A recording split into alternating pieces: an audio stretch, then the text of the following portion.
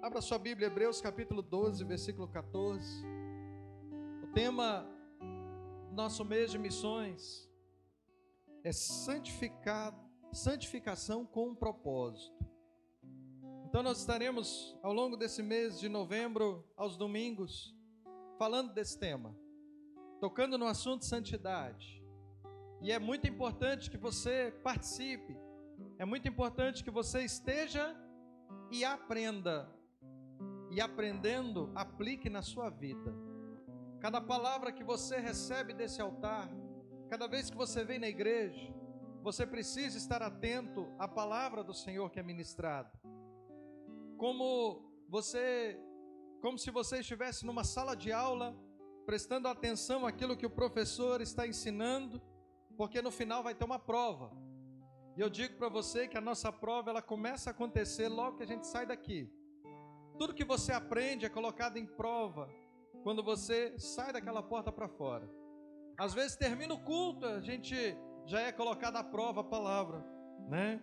Então nós precisamos estar muito atentos àquilo que nós recebemos para sermos aprovados. Pergunta para o teu irmão: você tem sido aprovado? Pois é, nós precisamos estar atentos, porque só é aprovado aquele que aprende e aquele que aplica aquilo que ele aprende. Não adianta eu aprender e não aplicar, eu não vou ser aprovado. Não adianta eu estar na sala de aula e não aprender, eu também não serei aprovado. Então, para eu ser aprovado, eu preciso estar, eu preciso aprender e eu preciso aplicar. Fala comigo: estar, aprender e aplicar. Hebreus 12, 14 diz assim: procurem viver em paz com todos, seguir a paz com todos e a santificação, sem a qual ninguém verá o Senhor. Amém? Glória a Deus. Pode se sentar. Esse tema santidade é um tema que a gente precisa bater nele todo dia. Precisamos lembrar dele todos os dias. Precisamos falar sobre ele o tempo todo. Porque é justamente a santificação que abre a porta da salvação para nós. Esse texto vem claramente dizendo: seguir a paz com todos e a santificação, sem a qual ninguém verá o Senhor. Em outras palavras, se eu não for santo, você não verá o Senhor. Se eu não for santo, eu não verei o Senhor. Se eu não buscar uma vida de santidade, eu não verei o Senhor. Se eu não buscar uma vida de santidade, o Pablo não verá o Senhor. Então eu e você precisamos o tempo todo estarmos buscando viver uma vida de santidade. Por que eu tenho que viver uma vida de santidade? Para quê? Qual o objetivo? Mas antes disso, o que é ser santo? O que é viver uma vida de santidade? Para muitos, viver uma vida de santidade é ler Bíblia, é orar, é vir na igreja, é cantar corinhos, é às vezes exercer um ministério para Deus. E aí: Senhor, eu estou sendo santo. Por quê? Porque eu vou na igreja, eu dou o meu dízimo, eu dou a minha oferta, eu participo do culto, eu toco no ministério, eu canto, eu prego a palavra, eu estou sendo santo. Não, isso não é uma vida de santidade. Uma vida de santidade leva a essas coisas, mas uma vida de santidade não começa com essas coisas. Uma vida de santidade não começa com uma vida de leitura da palavra. Não, isso não é ser santo. Uma pessoa que lê mais a Bíblia do que outro não quer dizer que ele é mais santo do que o outro. O que é ser santo, pastor? Ser santo é separado. Separado de quê? Separado do mundo, separado do pecado. Isso é ser santo. Ser santo é uma pessoa que é separada da vida de pecados que ela vivia antigamente. Logo, se antigamente eu cometi os meus pecados, hoje eu não cometo mais, eu estou buscando santificação. Isso é ser santo. Quando nós falamos de santidade, nós abordamos um tema que muitas vezes dói aos ouvidos, dói ao coração. Por quê? Porque falamos de pecado. Tocamos na ferida. Ouvimos coisas que nós não estamos querendo ouvir e não estamos dispostos a ouvir. E sabe o que acontece muitas vezes? O inimigo tenta fechar o nosso coração e os nossos ouvidos para não receber a palavra sobre santidade. Porque santidade é o que abre a porta para a nossa salvação. Seguir a paz com todos e a santificação, sem a qual ninguém verá o... Você entendeu o que é santidade? Santidade é uma vida sem pecados. Buscar a santificação é buscar arrependimento dos seus pecados e buscar viver uma vida sem pecados. Quer dizer que nós não vamos pecar nunca mais? Não, não é isso. Mas quer dizer que se eu pecar contra a pastora, eu vou imediatamente me arrepender e pedir o perdão para ela. Quer dizer que o pecado é um acidente na minha vida, eu não vou mais pecar de propósito. Tem pecados que a gente sabe que vai pecar de antemão. Tem pecados que a gente sabe que vai fazer errado de antemão. Ah, eu já sei que é errado, então não faça. Isso é buscar viver uma vida de santidade. Mas não tem problema, eu posso pedir perdão, Deus vai me perdoar. Eu sei, Deus vai te perdoar, mas você tem a consequência daquele pecado. E se Jesus voltar antes de você se arrepender, como é que fica? Na verdade fica, não é? Pastor, por que eu preciso me santificar? Vamos lá. Eu devo me santificar, primeiro, para aprofundar a minha intimidade com Deus. Todo aquele que busca santificação, ele fatalmente se aproxima de Deus. Toda pessoa que está buscando ser mais santo, ele com certeza, ele vai buscar ler mais a Bíblia, ele vai buscar orar mais, ele vai buscar estar mais na igreja, ele vai buscar estar mais na presença do Senhor. Logo, a intimidade dele com Deus vai aumentar. Deus se aproxima mais de quem está buscando viver uma vida sem pecados. Vamos olhar para a palavra do Senhor.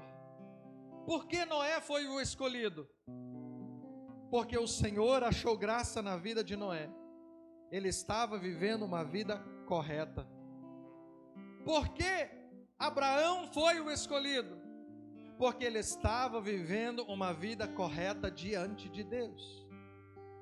Por que Moisés foi o escolhido? Porque ele estava vivendo uma vida correta diante de Deus. Porque Maria foi a escolhida? Porque ela estava vivendo uma vida correta diante de Deus. Está entendendo?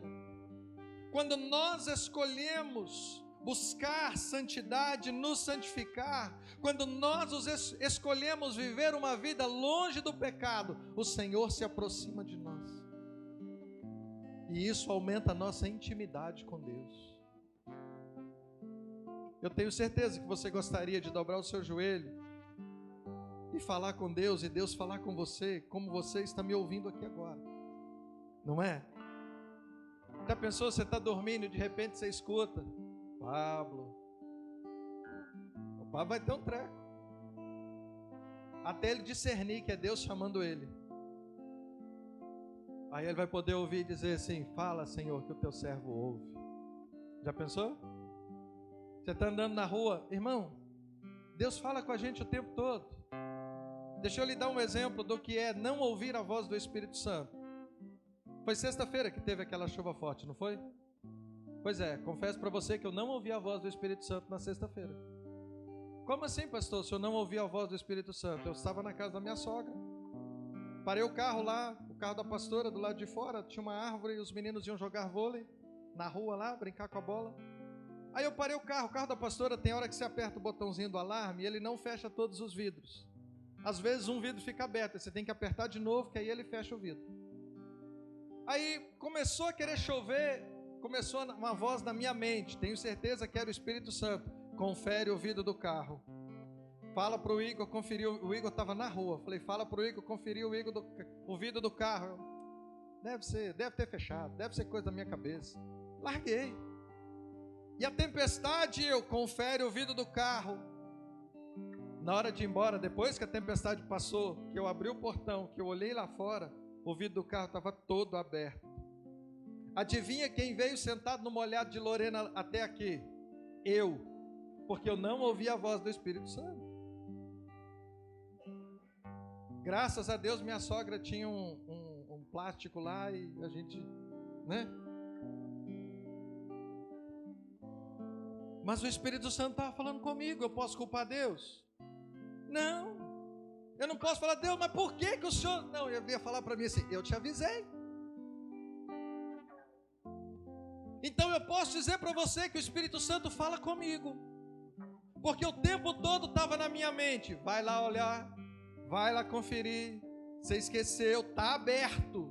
Eu falei, não, está nada, deve ser coisa à toa. Graças a Deus o carro ainda estava debaixo de uma árvore, então molhou pouco, mas estava encharcado. Quando nós nos santificamos, nós aprofundamos a nossa intimidade com Deus. Quando nós nos santificamos, nós podemos presenciar as maravilhas de Deus. Olha o que a Bíblia diz em Josué capítulo 3, versículo 5. Está escrito assim: Josué ordenou ao povo: santifiquem-se, santificai-vos, porque amanhã fará o Senhor maravilhas no meio de vós. Quer ver as maravilhas do Senhor operando através da sua vida? Se santifique. Você sabia que se nós como igreja nos santificarmos mais milagres e maravilhas e sinais nós veremos quando nós nos reunirmos? Nós veremos mais sinais, mais maravilhas, mais milagres, seja na reunião da igreja, seja na reunião da célula, seja quando nós fizermos um culto em qualquer lugar. Se nós estivermos nos santificando mais, nós veremos mais cura, nós veremos mais pessoas sendo salvas, nós veremos mais transformação, nós veremos mais milagres. Mas é o produto de uma santificação uniforme. É o produto de uma santificação de todos os irmãos. Josué dá uma ordem ao povo, não foi só para Josué, repare, Deus tinha um líder do povo. Quem era o líder do povo? Josué. Josué estava na liderança, mas o que foi que Deus falou com Josué para falar para o povo? Santificai-vos. Em outras palavras, nós, o povo, todos nós, precisamos nos santificar para vermos as maravilhas, para colhermos as maravilhas que o Senhor fará. Onde? Aonde? No meio de vós. Se você quer ver maravilha no meio do povo, se santifica, povo. Se nós queremos ver pessoas sendo curadas, nós precisamos nos santificar. O povo, a igreja precisa se santificar. Nós precisamos buscar a santificação para vermos as maravilhas que o Senhor vai fazer no nosso meio, para podermos abrir a oportunidade para Deus fazer maravilhas no nosso meio. Então vamos nos santificar, vamos nos afastar do pecado. Vale a pena, irmão, se afastar do pecado. Jesus falou assim: eu me santifico por eles. Por que Jesus se santificou por nós? Porque Ele queria que nós fôssemos santos, porque Ele queria ver maravilhas na minha e na sua vida. Quando nós nos santificamos, nós somos enviados por Deus. Tem gente que quer ser enviado, mas antes de ser enviado, ele precisa ser santificado. Quer dizer que ele vai viver uma vida sem pecado a partir dali de novo? Não. Mas quer dizer que ele vai procurar viver uma vida de santidade. Tem gente que quer ser enviado. Enviado para onde, pastor? Enviado para as nações. Não, eu não quero ser enviado para as nações. Tem alguém que quer ser enviado para as nações? Não? Alguém aqui... Ah, pastor, eu não quero ser enviado para as nações, mas eu quero ser enviado para os estados. Alguém aqui quer ser enviado para os estados? Não? Amém? Glória a Deus, tem uma ali. Louvado seja o nome do Senhor. Tem que ser santificado. Ah, pastor, eu não quero ser enviado para os estados, eu quero ser enviado para as cidades. Alguém que quer ser enviado para as cidades? Amém? Glória a Deus. Ó, tem gente que quer ser enviado para as cidades. Precisa ser santificado. Pastor, eu não quero ser enviado para as cidades. Beleza. Alguém que quer ser enviado para os bairros? Para os bairros? Gente, você não quer sair nem do seu bairro para pregar o evangelho? Glória a Deus. Amém. Glória a Deus pelos que levantaram a mão. Glória a Deus. Pastor, eu não quero ser enviado para os bairros. Amém. Quer ser enviado para a sua rua? Amém. Glória a Deus. Pelo menos para a sua rua, irmão. Vai, levanta a mão aí. Pelo menos para a sua rua. Glória a Deus. Pastor, eu não quero ser enviado para a minha rua. Amém. Glória a Deus. Para a sua casa. Amém. Pelo menos para a sua casa você é um enviado. Nós não temos para onde fugir, irmão. Nós somos enviados de Deus. Seja para as nações, seja para os estados, seja para as cidades, seja para os bairros, seja para as ruas, seja para a nossa casa. Nós somos enviados por Deus. Não temos desculpa. Agora olha o que está escrito em Isaías capítulo 6, versículo 1 até o versículo 4. Isaías capítulo 6, do 1 ao 4, diz assim. Põe para mim, Bruno. Isaías 6, do 1 ao 4. Diz assim. No ano em que morreu o rei Uzias, eu vi ao Senhor assentado sobre um alto e sublime trono, e o seu séquito enchia o templo. Os serafins estavam acima dele, cada um tinha 6 asas, com 2 cobriam o rosto, com 2 cobriam os pés, e com 2 voavam. E clamavam uns aos outros, dizendo: Santo, Santo, Santo é o Senhor dos exércitos, toda a terra está cheia da sua glória. E os umbrais das portas se moveram com a voz do que clamava, e a casa se encheu de fumaça. Vamos lendo, vamos continuar. Então disse eu: ai de mim que vou perecendo, porque sou um homem de lábios impuros, e habito no meio de um povo de impuros lábios. E os meus olhos viram o Rei, o Senhor dos exércitos. Versículo 6. Mas um dos serafins voou para mim, trazendo na mão uma brasa viva que tirara do altar com uma tenaz. 7. E com ela tocou a minha boca, e eis que isto tocou os meus lábios, e a tua iniquidade foi tirada, e purificado o teu pecado. Versículo 8. Depois disso, ouvi a voz do Senhor que dizia: a quem enviarei, e quem há de ir por nós? Então disse eu: eis-me aqui, envia-me a mim. Isaías só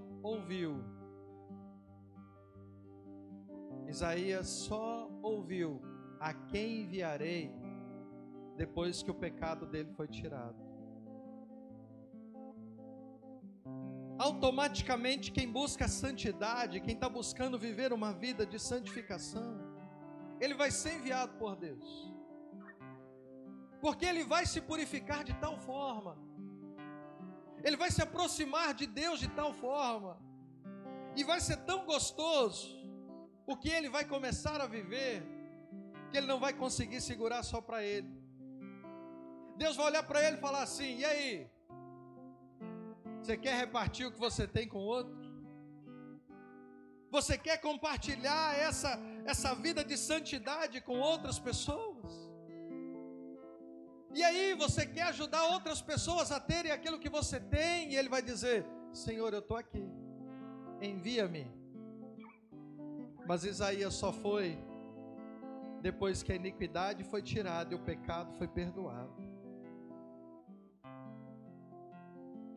É por isso que, para ser enviado, nós precisamos buscar uma vida de santidade.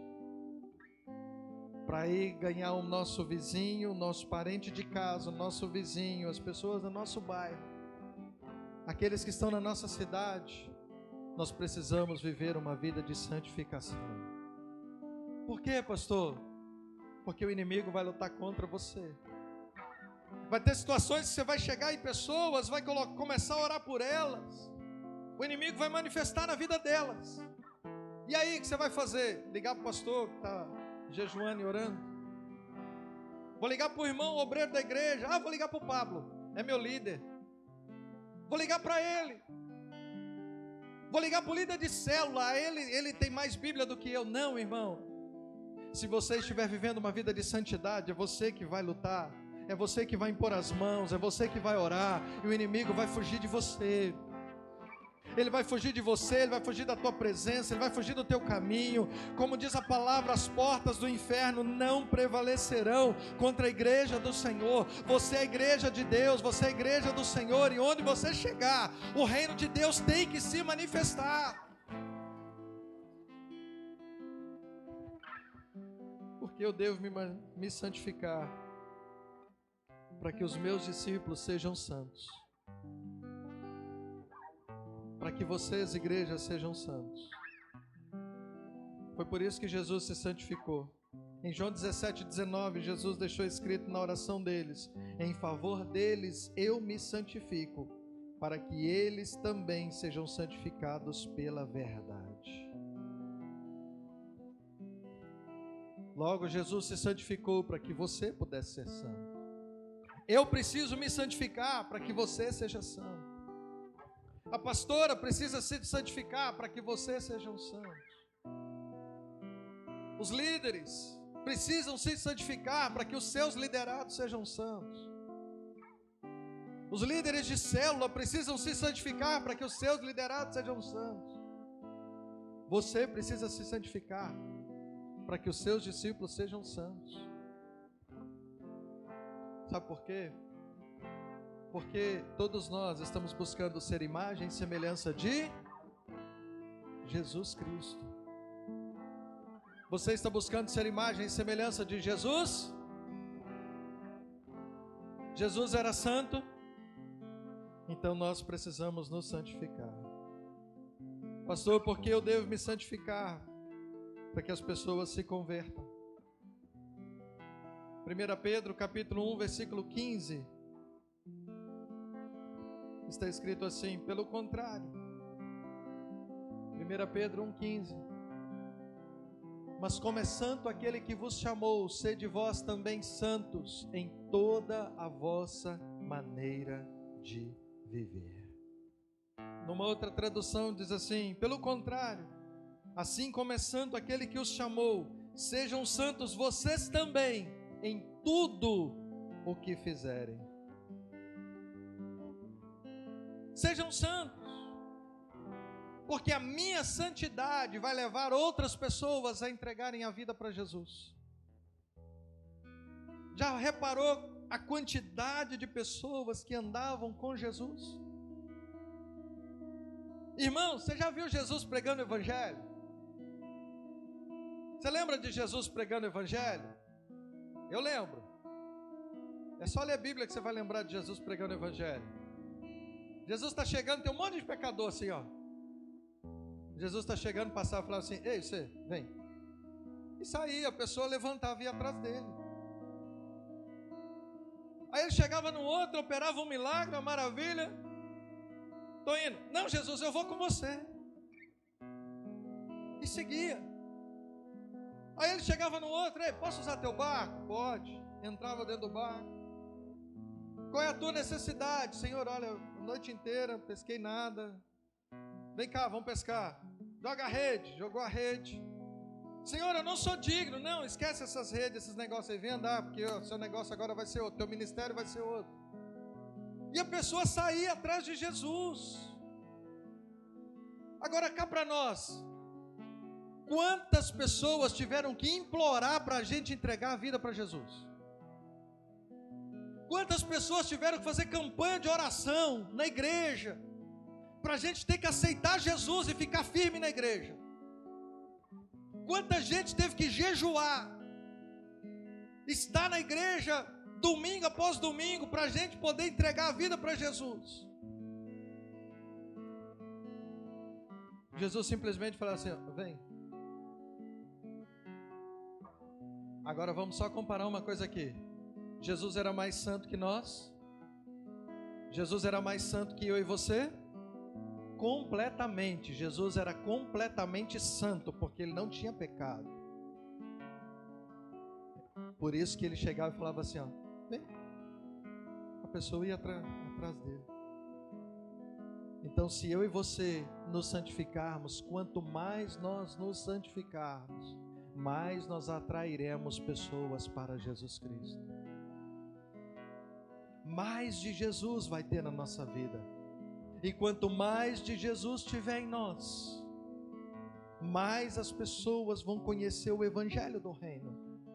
E quanto mais elas conhecerem o Evangelho do Reino, mais elas entregarão a vida delas para o Senhor Jesus. Amém? Nós precisamos nos santificar. Por quê? Porque como igreja, se nós não nos santificarmos, se a igreja não for santa, o mundo não verá o Senhor. O mundo pode até ver a igreja, mas eles não verão o Senhor. Isso é sério. Eu tenho que lutar para o mundo não me ver. Entenda isso. O Valdair tem que lutar para o mundo não ver ele. A irmã Fátima tem que lutar para o mundo não ver ela. Pastor, o que o mundo tem que ver? A igreja do Senhor Jesus. O que o mundo tem que ver? O Senhor Jesus através da minha vida, através do Valdair, através da Fátima, através da pastora, através do irmão João, através do irmão João, através de cada um de nós. Falei 2 vezes João porque tem 2 João aqui. Aliás, tem 3, eu podia falar até o irmão João também, lá em cima. Eu e você precisamos nos santificar para que o mundo veja o Senhor, não eu, não você, mas veja o Senhor. Porque senão o mundo vai ver uma igreja que canta bem, uma igreja que fala bem, mas não vai ver o Senhor. As pessoas podem estar atrás de cantores gospel, as pessoas podem estar atrás de palestrantes gospel, que vão satisfazer o ego delas, mas que talvez não tenham nada do Senhor em suas vidas. E esse é um perigo, e é por isso que eu e você precisamos nos santificar, para que o mundo possa ver o Senhor através da igreja, o Senhor através das nossas pregações, o Senhor através das nossas ministrações na célula, nos lares, na palavra que eu dou para o meu colega no trabalho, no supermercado, no trânsito, na padaria, o Senhor através dos instrumentos que são tocados, das vozes que são tocadas, o Senhor através da igreja. O mundo precisa ver isso, mas o mundo só vai ver isso se eu e você formos santos. A santificação tem propósito. E você aprendeu os propósitos dessa santificação hoje. Gera intimidade. A santificação atrai maravilhas, sinais. Pela santificação nós somos enviados. Os discípulos são santificados e os pecadores se convertem. Sejamos santos, porque aquele que nos chamou é santo. Vamos ficar de pé?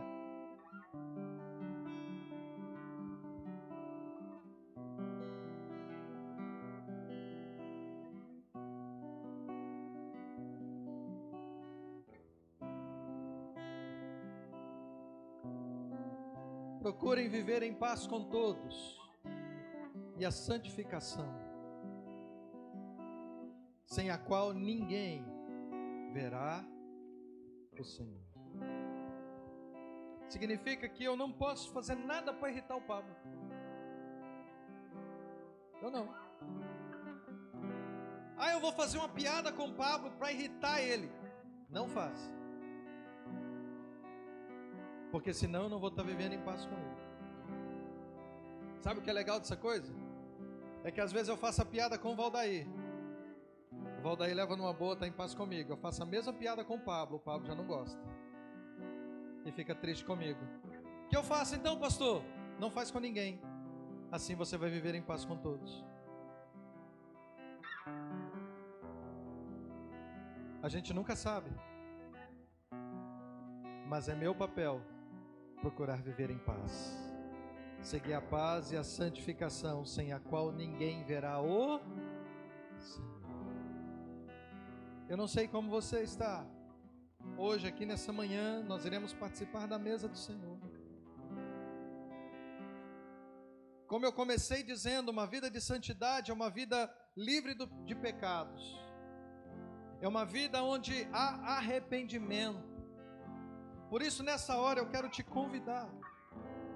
Te convidar não, porque arrependimento não é um convite, é uma obrigação de todo cristão. Se você é cristão de verdade, arrependimento tem que fazer parte da sua vida. Eu não posso, eu não senti de Deus que eu tenho que pedir perdão para o Pablo ainda. Não, você não é um sentimento, é uma obrigação de todo cristão. Eu não senti de Deus que eu tenho que perdoar o Pablo ainda, não estou pronto para perdoar, cuidado. Não é um sentimento, é uma obrigação. É um caráter cristão, perdão, faz parte da vida cristã. Então eu quero te convidar nessa manhã a fazer a oração que eu considero uma das mais desafiadoras da Bíblia. É aquela que está lá no Salmo de número 139. Senhor, sonda o meu coração e vê se há em mim algum caminho mau e me guia pelo caminho eterno. É o último versículo, Brando.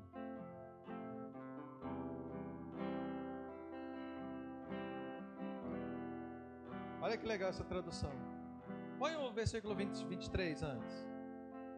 Sonda-me, ó Deus, e conhece o meu coração. Prova-me e conhece as minhas inquietações.